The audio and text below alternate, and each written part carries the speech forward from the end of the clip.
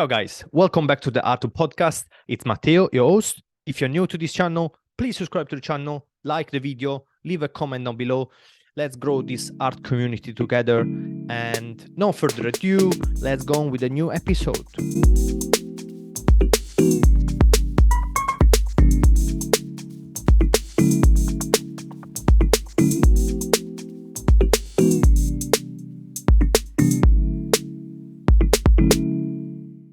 How you doing, Peter? You good? Yeah, I'm all right. Yeah, my face is a bit red. I got sunburnt yesterday. Oh, I don't know where you're based, but I live here in in the Berlin. okay, cool. Yeah. But yeah, it's kind of getting like a really nice weather. It's been a couple of weeks there. Really good weather. Finally, it's been a We had long a heat winter. wave.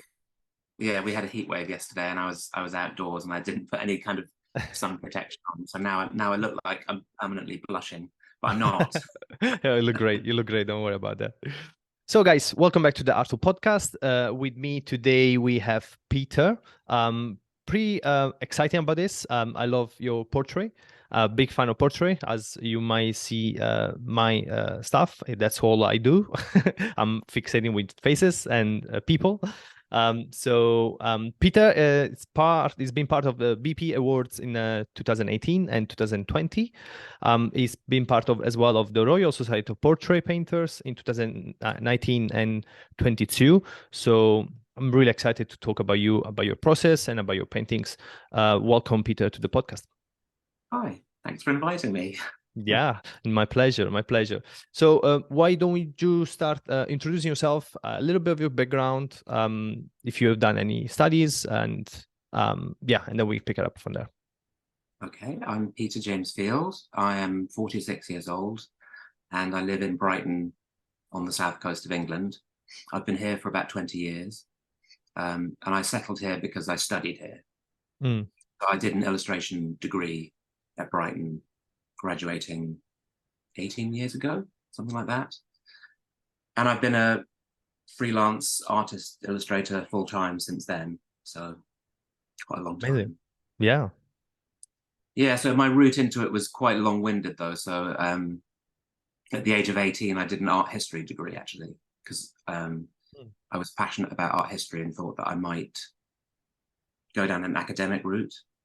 And so I did that. It was an academic kind of degree, all kind of book, historical kind of stuff. And at the end of that, it was fine. I quite enjoyed it. But at the end, I decided that academia wasn't for me. So I went to Japan for 3 years and taught English as a foreign language in state schools, sort of while I worked out what to do next. Because I'd always been an artist, a painter. It was something I did pretty much on a daily basis, but I never believed that I could make a living from it. I thought that was probably impossible, because that's what we're told, isn't it? Yeah, true. Young, like, don't become an artist because you'll be, starving and poor your whole life. Yeah. It's the first question So, that people ask straight away after you say, I'm an artist. They're like, can you live with that? Yeah. Yeah. Yeah, so I think I really had to work my way up to making that step and sort of look within myself and say, like, what was I put on the earth to do? Like, what would I really regret if I don't pursue it? What will I look back at the end of my life and think, I wish I had done X, Y, Z? And I kind of thought, well, maybe I made a mistake when I was 18 to do an academic degree, and I should do a practical degree. So I saved my money because it was quite well paid in Japan, and I came back and sort of restarted my studies. So I did a foundation course at Central St. Martin's in London, and then I did a 3-year BA in illustration in Brighton. Nice. So was it a big decision, like a difficult decision to kind of realize that basically, like, not wasted, but because those things are never a waste of time, but that you use those years in a way that you're not gonna get the fruits out of it, because you start doing academics and then you're not doing that anymore. Was a difficult decision for you to be, okay, I need to be more practical for what I want to do? I wouldn't say it was a difficult decision, but it was a Mm. decision that took time. And Mm. I don't regret, because I think my interest in the history of art is really like part of what I do and what motivates me, and my background knowledge of all of that stuff is still really useful. Mm. But it's quite a difficult thing to explain to, for example, family members, Yeah. like to say, oh, I want to do another degree.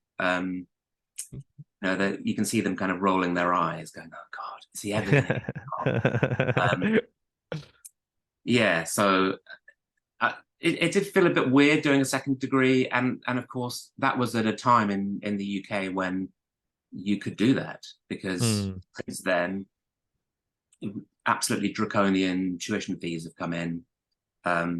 So it's quite sobering for me to realize that I couldn't do that in sort of today's climate. Mm. Yeah. Certainly not without accruing like a massive amount of debt. Yeah, it's true. It's because I lived in England for like 8 years, and I lived in Bristol, and that's where I did my studies. I did university there, college, um, and especially in our field, it's you get out with no really a promising path, and um, you need to work out what to do and how to make money. There is no really the structure behind that will support the student coming out from the academia to become an artist or be what they want to do. So yeah, it's getting worse and worse. My girlfriend, she did a degree as well, and she paid like half or even less than what I paid for it. So yeah, Mm. it's a thing that you need to consider in those days if it's worth it at the end of the day doing it, or maybe to take a different path.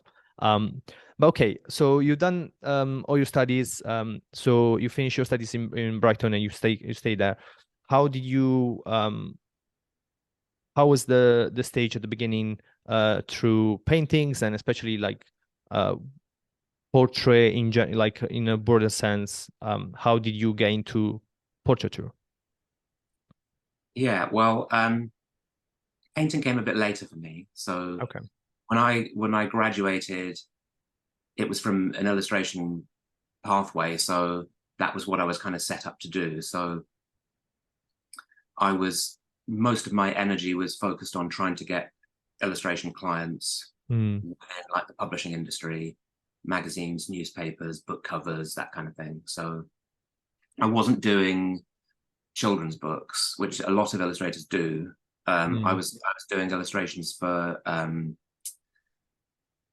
sort of general magazines.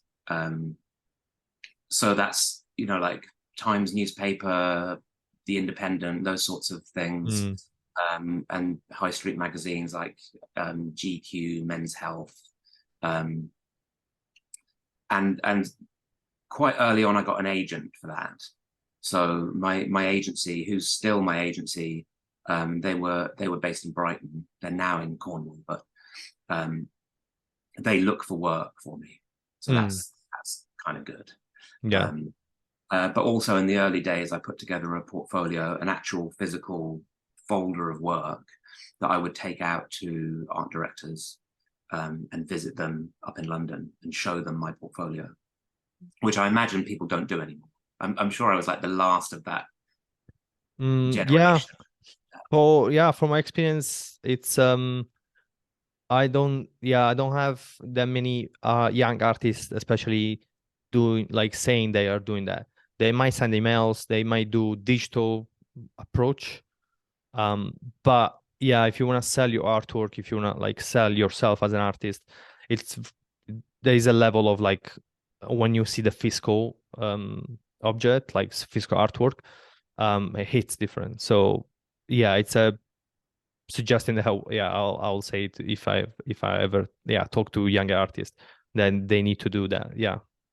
Yeah, but I mean, I think art directors in the big publishing companies might just not do it anymore and might Mm. refuse young artists. So, Mm. um, and even when I was trying it, a lot of them would just say, "Oh, just send me an email. I don't have time to meet you." Um, But of the ones that did, there was a much higher kind of success rate in getting work from that. If you'd actually met them at their offices and had a coffee with them or whatever, your chances of getting paid work from them was just massively higher. So it was always good to try and do that. And I found it quite hard because I'm quite a shy person. I'm not naturally like a salesman in my work. Yeah. But the advice I got from one of the tutors at college, he told me how he got work, and it was basically sending out samples to specifically named art directors and then following that up with phone calls and trying to turn those postal samples into like a face-to-face meeting. So actually having to get on the phone, which I hated doing because you're basically cold calling people and you're sort of saying, did you get the thing I sent you? Do you want to meet me? But I don't know whether I would have kind of got the work if I hadn't done that in the early days. I had to kind of push for it. So yeah, there's quite some uncomfortable experiences of like pushing my comfort zone. So when does the painting comes into it? Why did you decide to even start doing that? Well, I think I always felt a bit awkward in the illustration world. Like some of my friends really are sort of natural illustrators. And I always felt like I was a bit of a square peg in a round hole. Like I had this background in art history, a really real desire to make my own work and to do something for myself. So that desire was always there. And actually in the last year of college, I saw the BP Portrait Award at the Portrait Gallery. And I remember saying like, that is my ambition.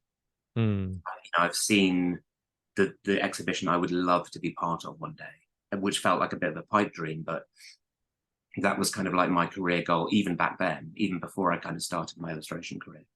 But it took a long time for various reasons. So painting didn't properly enter the picture for me until 2017. So that's only like 5 or 6 years ago. Yeah, quite recent.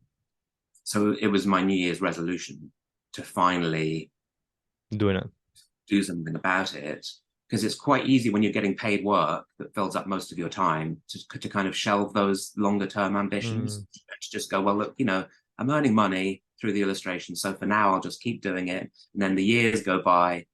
And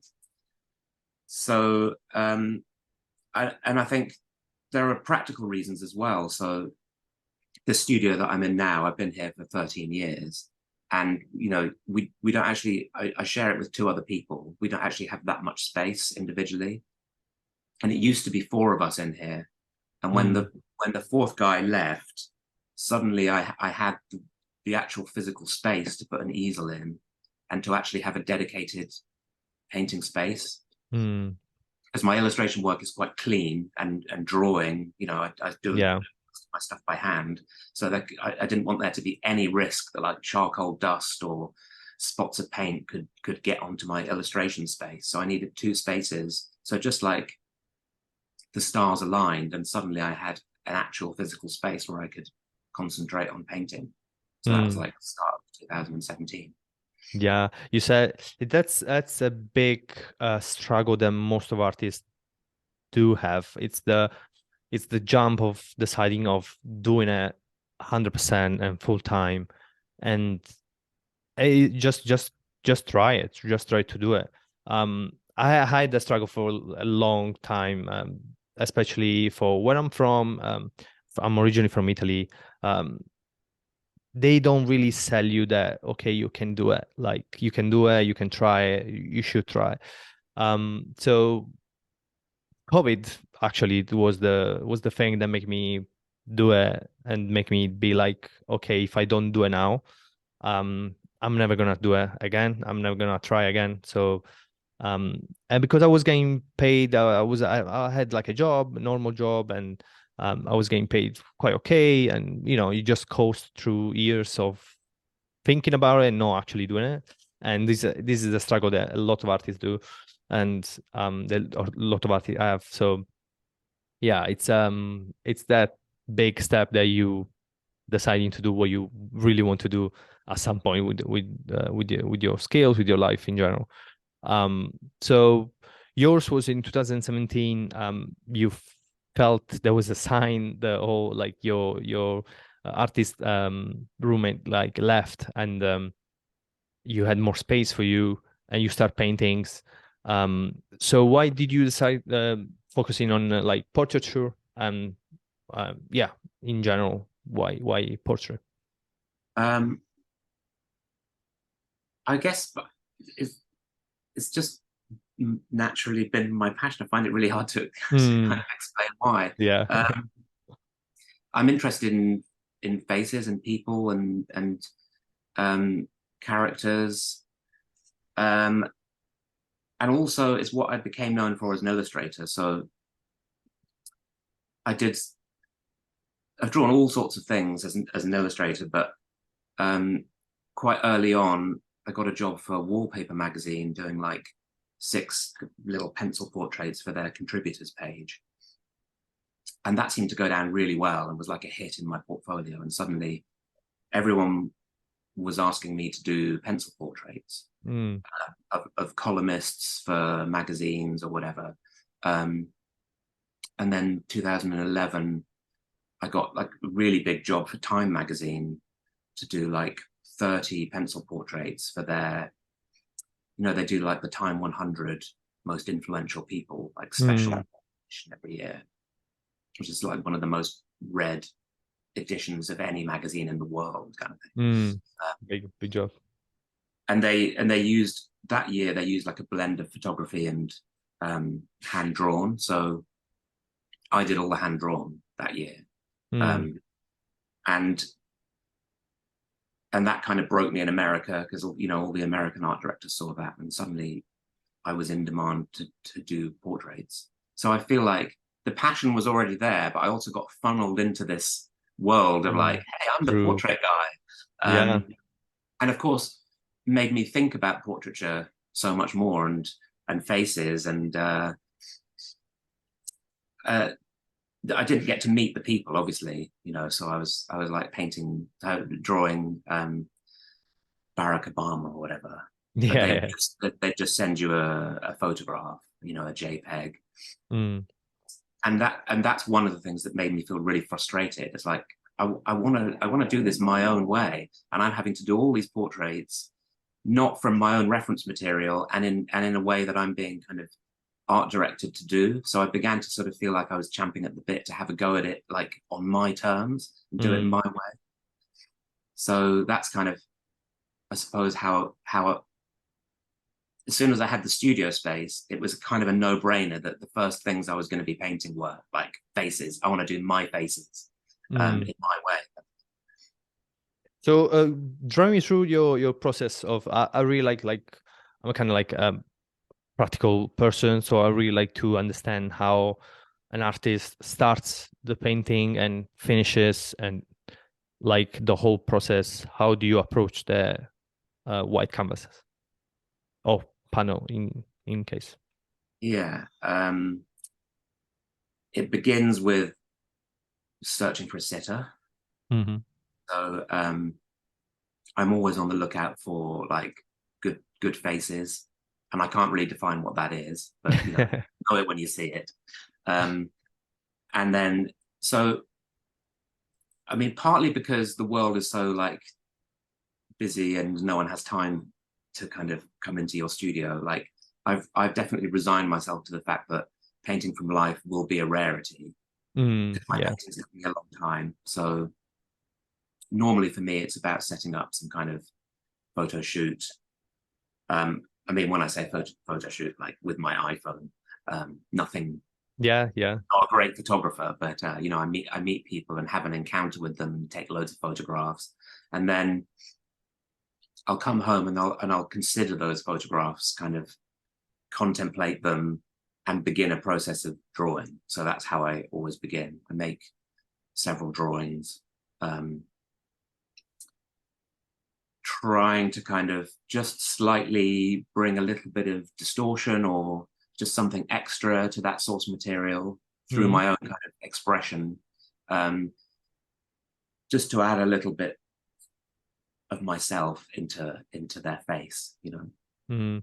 And So when I've got a that's draft, intentional, because when I saw the your portrait, that was the curiosity. I think that's what make me stop and go through your page on Instagram. It's like they seem realistic, but at the same time, it seems like something is off. At the beginning, like as soon you see it, you don't really realize what really is off and why you feel like that. And I think that's a really clever way to catch the attention of the viewer. And at the end, obviously, it looks amazing. The style that you have and the all like colors that you use. So that's it's really interesting that it's an intentional move in your part to bring that little extra in the painting. yeah, definitely. But if you were to ask me exactly how that's done, I don't know whether I could. Yeah. And it's quite a torturous process. I do lots of drawings that end up in the bin. You know, Mm, sometimes you slightly distort, like you make the nose a bit bigger or whatever, and then it looks like a caricature, and it's just mm, absolutely horrendous and looks like a joke, and you have to throw it away. So you're just trying to find that sweet spot between like likeness and distortion. The likeness is incredibly important to me, and I really feel I have to keep that in there. And as soon as you mm, lose the likeness, you lose the purpose, really. And what's the point? yeah. So is a lot of trial and error at that stage, and then hopefully you get to that point where you've got a drawing and you're like, oh, this is quite interesting. This kind of looks poignant in some way, or kind of suggests some kind of thought going on with Mm, the sitter or whatever. And then I will. That's when I'll move on to a panel, and I'll kind of scale the drawing up and put it onto the panel to start painting. mm, Yeah. amazing. I see. And you usually work with the oil paint, right? Yes. Yeah. Mm. Is there any particular reason why you work with oil and not anything like else? It's more. I really like the fact that this is, yeah, I used to hate this about oil paint, which is that Mm, it stays wet, and mm, you've got to wait ages for it to dry. So you're kind of committed to some of your marks, because unless you wipe them off, then. Um, but now I really like that when you're dealing with kind of skin and flesh tones. It's a constantly editing process. yeah. You can think, well, that patch of red is actually needs to be a tiny bit cooler. So you can just kind of mix in onto it a little bit of blue or whatever. You can just take it down, and you can Mm, do that the next day. You can come back to it and think, oh, that's way, that forehead is way too kind of garish, and you can still take it down because it's still wet, it's malleable, you can work into it. So I don't think I mean, I used to use acrylic sometimes for illustration commissions, because I would sometimes do little painted mm. portraits. um, I don't think I could go back to that now. I think it would drive me mad. Yeah, it's the Evenly dry. super dry, super quick dry, and the flatness, the matte component that acrylics have. Um, yeah, oil painting, you definitely like you need to understand the material, the medium, how to use it, how to be friends with the oil paint. Yeah.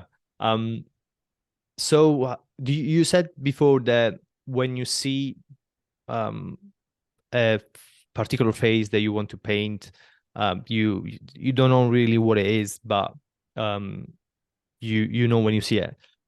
So how, if you can put in words, how do you decide the subjects with your paintings? Because when you do portraiture, um for me, for example, when I do portrait, it's um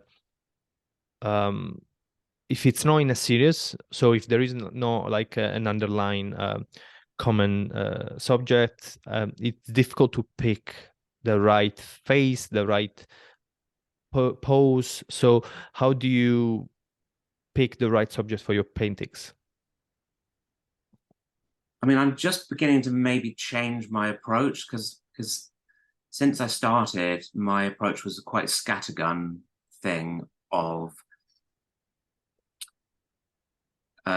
photograph lots of people, Mm, and then and then and then kind of find out later through that drawing process which ones are really working. So I used to put like open calls on Instagram and say like, I'm searching for sitters, you know, looking for volunteers. I may paint you, I may not paint you. And I'd always get a nice number of people who would be willing to, you know, just send picture for me. Yeah, I always have to meet them. That's really important to me. So I don't ask people to send pictures. A really important component of like the whole game for me is that it's an interaction between me and somebody else, and my presence there can change the kind of oxygen of that interaction. So if somebody's sending me a photograph, they're going through their phone going, oh, which one makes me look nice? Yeah, that's what's a nice picture. Yeah, and I'm really not about flattery in any way. And I think that's partly because of the years I spent illustrating people. I did a lot of pencil illustrations for businesses where they would be saying, quite understandably, you know, we want this person to look good. Don't draw his wrinkles. Clean, professional. Yeah. He's got a double chin. Don't draw the double chin. You know, all that kind of stuff. But that's kind of, for me, erasing what makes faces right fascinating and interesting. So for sure, my approach is to try and kind of be involved in that process of capturing the person really as they are. So so yeah, I have to meet up. To meet them. Yeah, same for me. Especially like I'm doing, for example, this series of portrait about immigrants, and I could just paint their face because you know you have the skills for it, and you can compose the paintings pretty easy. After years you've been doing the same thing. But big part of the project is the interview. I need to understand their life, what they went through, and the adversity as an immigrant, all that put me in the mood of their story, and that's the reason why I'm gonna be able to tell their story through the paintings. Yeah, so absolutely. yeah, it's a big part, and I feel like it's a lot of like portrait artists. They need that component of like connection with, because when you do paintings, when you paint like faces and portrait, I don't know if there is not that connection. It's really difficult to make a good paintings because there is a face behind, like there is a person to the other side. There is a story. There is a life behind the whole thing, which I don't feel like it needs to have that connection when you do landscape, for example, or I don't know, anything like still life or something like that. It's more like what you see and then you just do it. But yeah, that component it's important. I understand.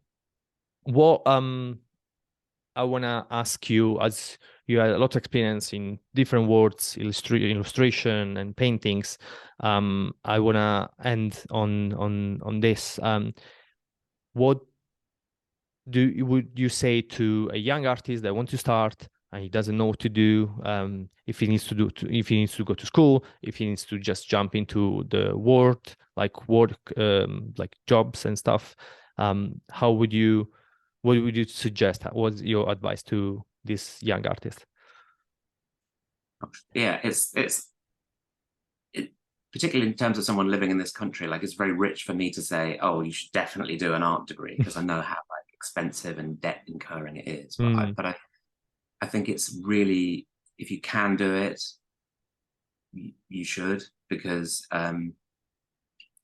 it's potentially 3 years where you can focus on your practice, you know, and if you go into it the right mindset, which is like it's an opportunity for you to have like 3 golden years to like hone what you do, and you know, at a good art college you'll be surrounded by other artists who you can bounce ideas off, and you know, the expertise of the tutors.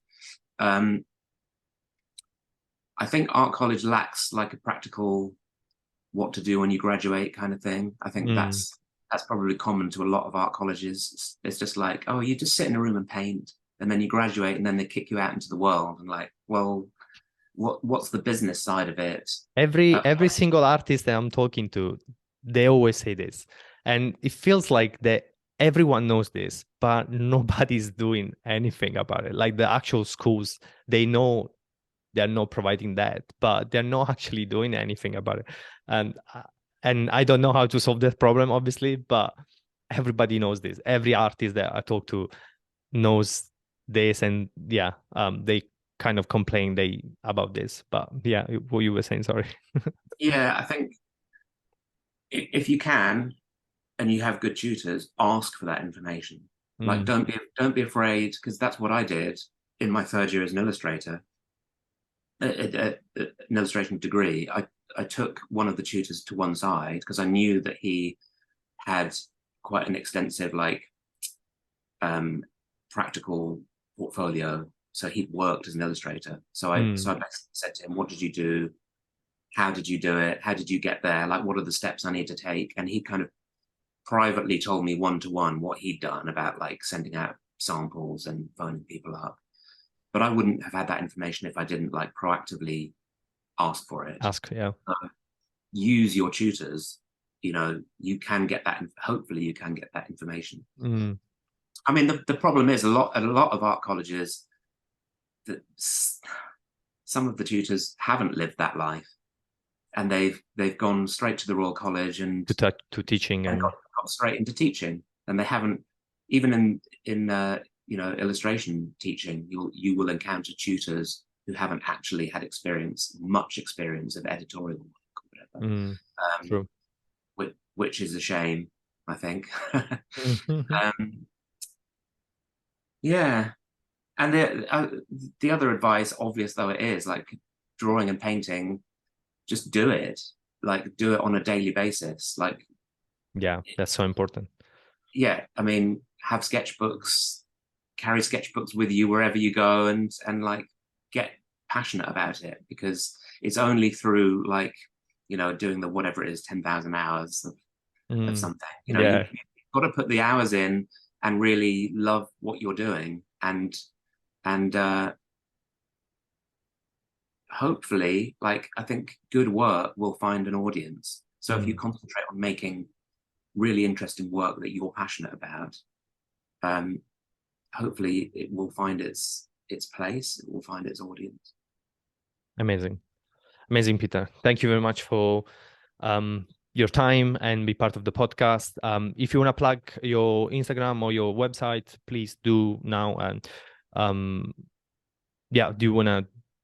you have a website or Instagram? My website is peterjamesfield.co.uk, and my Instagram is @peterjamesfield. They're the main two places that find me. Yeah. Amazing. I will put the links in the description so people can just click and go support your art and follow your amazing portrait. Thank you very much to be part of the podcast again, Peter. I hope the best, and thank you very much. Yeah, thank you.